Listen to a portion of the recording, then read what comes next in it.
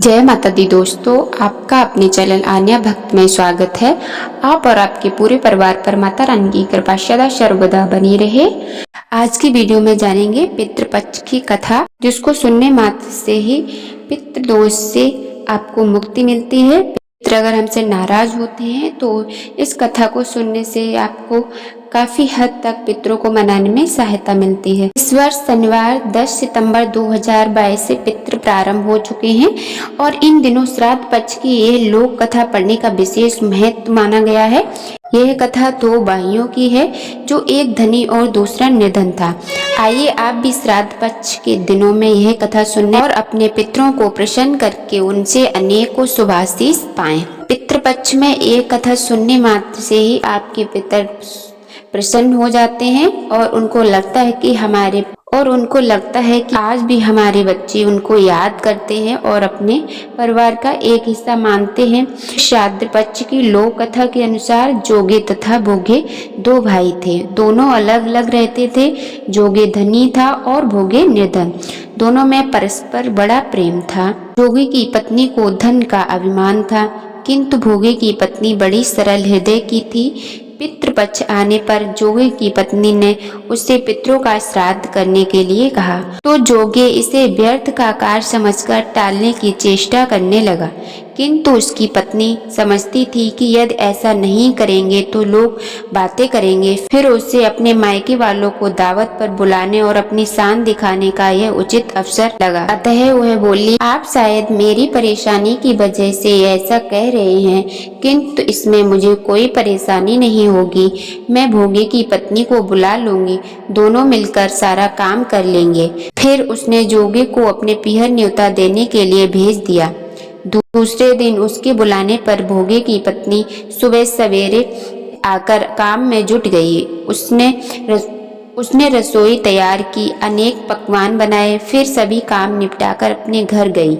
आखिर उसे भी तो पितरों को श्राद्ध तर्पण करना था। इस अवसर पर न तो जोगी की पत्नी ने उसे रोका, न वह रुकी थी। शीघ्र ही दोपहर हो गई। पितृभूमि पर उतरे। जोगे भोगे के पितर पहले जोगे के यहाँ गए तो क्या देखते हैं कि उसके ससुराल वाले वहाँ भोजन पर जुटे हुए हैं।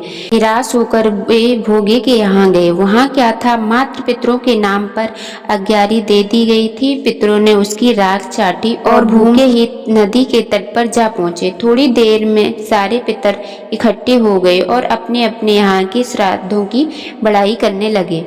जोगे भोगे के पितरों ने भी अपनी आप बीती सुनाई। फिर वे सोचने लगे, अगर भोगे समर्थ होता तो शायद उन्हें भूखा न आना पड़ता, मगर भोगे के घर में तो 2 जून की रोटी भी नहीं खाने को थी।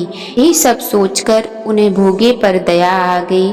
अचानक वे नाच नाच कर गाने लगे, भोगे के घर धन हो जाए, भोगे के घर धन हो जाए। सांझ होने को हुई। भोगे के घर धन हो जाए, भोगे के घर धन हो जाए। भोगे के बच्चे को कुछ भी खाने को नहीं मिला था। उन्होंने माँ से कहा, भूख लगी है।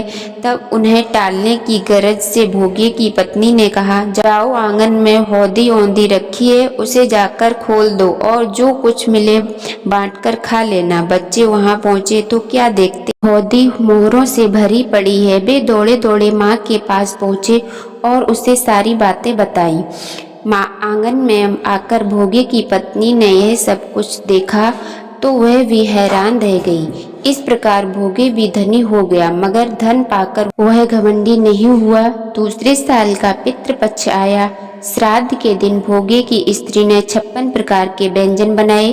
ब्राह्मणों को बुलाकर श्राद्ध किया, भोजन कराया, दक्षिणा दी। जेठ जेठानियों को सोने चांदी के बर्तनों में भोजन कराया। इससे पितर बड़े प्रसन्न हुए तथा तृप्त भी हो गए। तो ये थी श्राद्ध पक्ष की लोक कथा। अगर आपको वीडियो पसंद आई हो तो वीडियो को लाइक जरूर कीजिएगा। चैनल पर नए हैं तो चैनल को सब्सक्राइब कर लें, साथ ही बेल बटन को भी प्रेस करें, जिससे माता रानी आपकी सभी मनोकामनाओं को पूर्ण करेगी। वीडियो के अंत तक बने रहने के लिए आप सभी का बहुत बहुत धन्यवाद। मिलती हूँ अगली वीडियो में इसी तरह की जानकारी के साथ। तब तक के लिए जय माता दी।